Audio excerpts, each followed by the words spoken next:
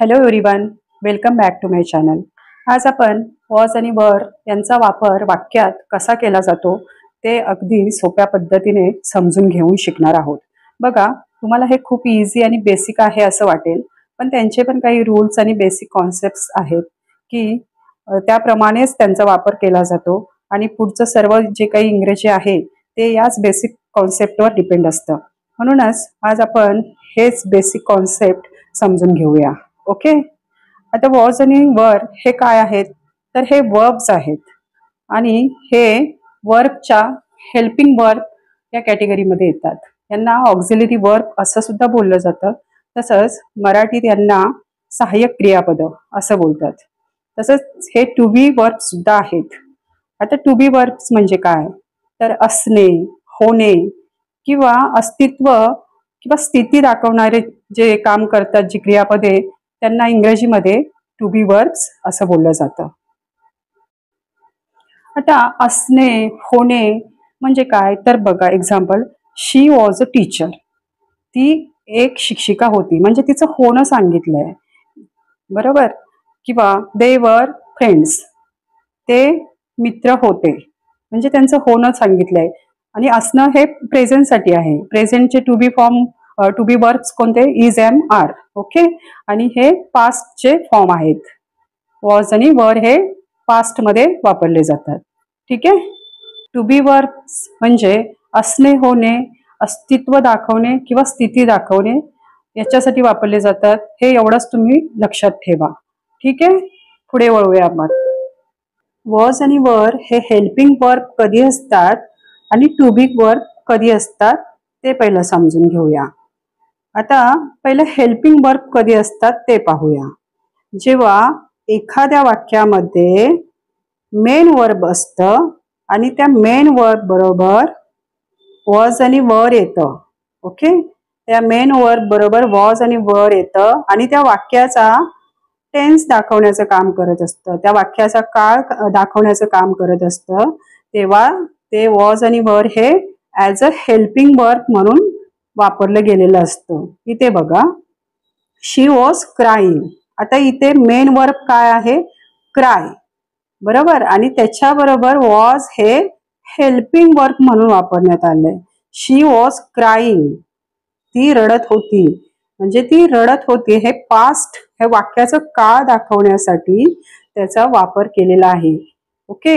आणि हे काय करत असतं, सब्जेक्ट आणि मेन वर्बला जोडण्याचं काम करत असतं, म्हणून याला ऑक्झिलरी वर्ब असं सुद्धा बोललं जातं. ठीक आहे. तर अशा प्रकारे वॉज आणि वर हे हेल्पिंग वर्ब सुद्धा असतात. आता टू बी वर्ब्स. आता इथे पहा, शी वॉज ॲट द स्टेशन. ती स्टेशनमध्ये होती म्हणजे फक्त तिची कुठे होती, तिचं होणं सांगितलं गेलंय, बरोबर. त्यावेळी हे टू बी वर्बचं काम करत आहे. ओके. आलं लक्षात इथपर्यंत? ठीक आहे. आता पुढे पाहूया, वॉज आणि वर हे कधी वापरलं जातं वाक्यामध्ये. ठीक आहे. आता पहिल्यांदा पहा की वाक्य हे जेव्हा पास्ट सेंटेन्स असेल किंवा पास्ट टाइम मध्ये असेल, भूतकाळात असेल, तेव्हाच याचा वापर, या वॉज आणि वरचा वापर केला जातो. ठीक आहे. आणि दुसरं म्हणजे जेव्हा वाक्याच्या शेवटी होता, होतो, होती, होते हे शब्द येतात, तेव्हा त्या वाक्यांमध्ये वॉज आणि वरचा वापर केलेला असतो. ह्या दोन्ही गोष्टी एकदम व्यवस्थित लक्षात ठेवा, म्हणजे तुमच्या अगदी हा कॉन्सेप्ट क्लिअर होऊन जाईल. ठीक आहे. आता पुढे वळूया यूज ऑफ वॉज कडे. वॉजचा वापर कधी होतो, म्हणजे कोणते कोणते सब्जेक्ट बरोबर वॉज हा वापरण्यात येतो. आता वॉजचा मिनिंग काय, तर वॉजचं मिनिंग हे सब्जेक्ट नुसार बदलत असतं. म्हणजे जसं होतो, होता, होती, होते, असं जसं ज्याप्रमाणे सब्जेक्ट येईल त्याप्रमाणे त्याचं मिनिंग बदलत असतं. पण पास्टमध्ये होतो, होता असंच असतं. ओके. आता कोणकोणत्या सब्जेक्ट बरोबर वॉज येतो, तर आय, ही, शी, इट आणि singular nouns. Okay. Singular nouns म्हणजे काय, तर जे एकवचनी नामे असं त्यांना मराठीत बोलतात.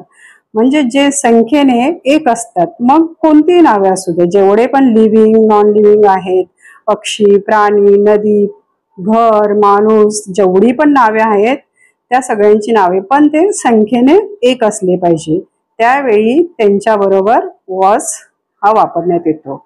Okay.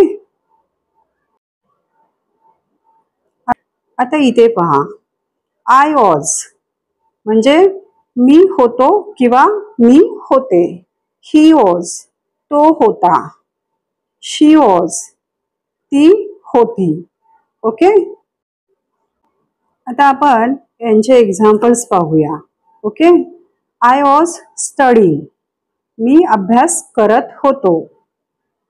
She was my neighbour ती माझी शेजारीण होती.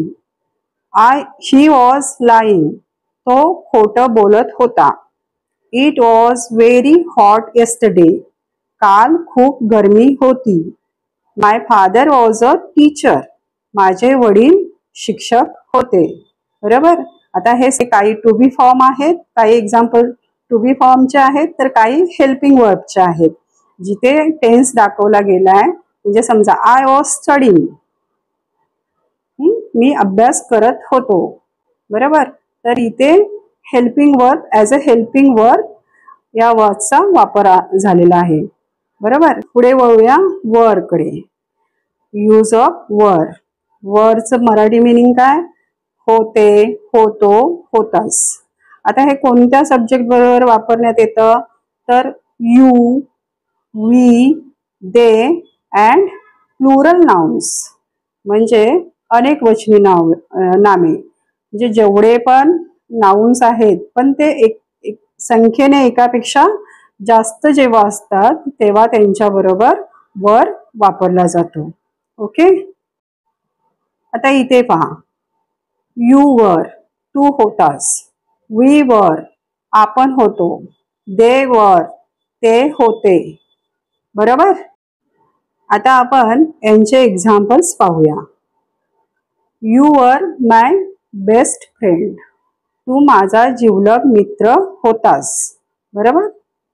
वी वर ॲट स्कूल आपण शाळेत होतो. दे वर प्लेइंग येस्टरडे ते काल खेळत होते.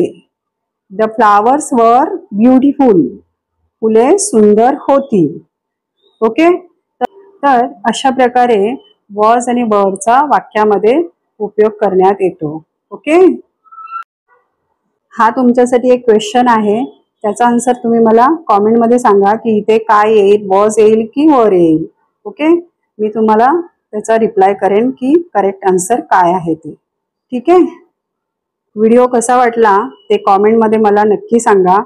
आणि व्हिडिओ आवडला असेल तर लाईक आणि शेअर करा. तसेच चॅनलला सबस्क्राईब केलं नसेल तर प्लीज सबस्क्राईब करा. थँक्यू.